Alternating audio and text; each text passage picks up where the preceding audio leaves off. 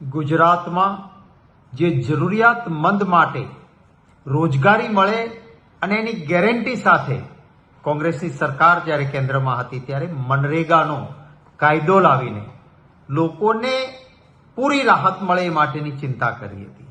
ભારતીય જનતા પાર્ટીએ આ મનરેગાના માધ્યમથી જરૂરિયાતમંદ લોકોને પૈસા મળે એના બદલે કરોડો રૂપિયાનો ભ્રષ્ટાચાર શરૂ કર્યો છે.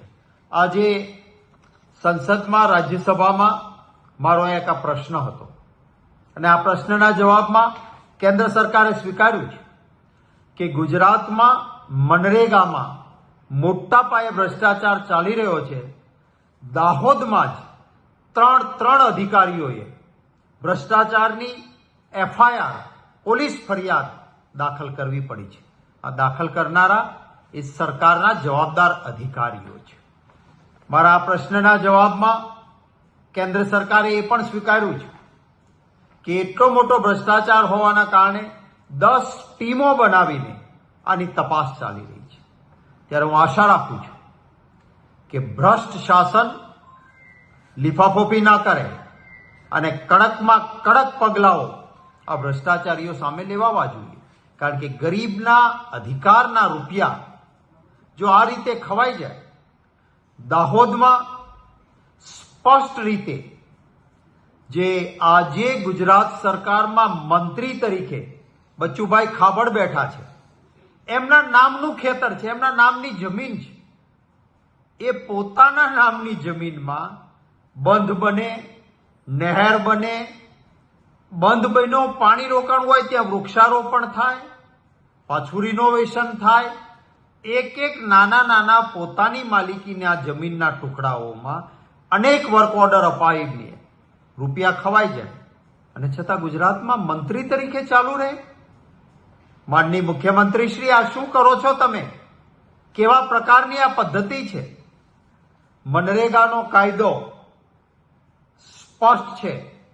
એની સ્કેડ્યુલ 1 સ્પષ્ટ રીતે લખાયું છે કે કદાચ કોઈ પ્રાઇવેટ જમીનમાં નાનું કામ કરવાનું હોય તો એ વ્યક્તિ SC, ST અથવા નાનો સીમાંત ખેડૂત હોવો જોઈએ. એ માણસ પોતે પણ જોબ કાર્ડ ધરાવતો એક શ્રમિક તરીકે કામ કરતો હોવો જોઈએ. આમાંનું કોઈ પાલન નથી થયું. મંત્રીશ્રીના બે દીકરાઓ મટીરિયલ સપ્લાયના નામે કરોડો રૂપિયા ખવાતા હોય, જીએસટી પણ ન ભરાતું હોય, શું આની તપાસ નહીં કરવાની? શું આ ભારતીય જનતા પાર્ટીનો ભ્રષ્ટાચારનો પરવાનો છે? થોડા દિવસ પહેલા, હજી 2 કે 3 દિવસ પહેલા જાંબુઘોડાનો મારો પ્રશ્ન હતો. એમાં પણ સ્વીકારાયું છે મોટા પાયે ભ્રષ્ટાચાર. મને આંકડો આપવામાં આવ્યો. કાયદો સ્પષ્ટ કહે છે મનરેગાનો કે મટીરિયલ અને રોજગારી એમાં 60% અને 40%નું ધોરણ જળવાવું જોઈએ. જાંબુઘોડામાં આ ધોરણ નેવે મુકાયું. માને 60% મજૂરોને અને 40%નું મટીરિયલ એમ નહીં, મજૂરોને ચૂકવાતા કરતા અનેક ગણા વધારે કરોડો રૂપિયા મટીરિયલ સપ્લાયના નામે ખવાઈ ગયા છે.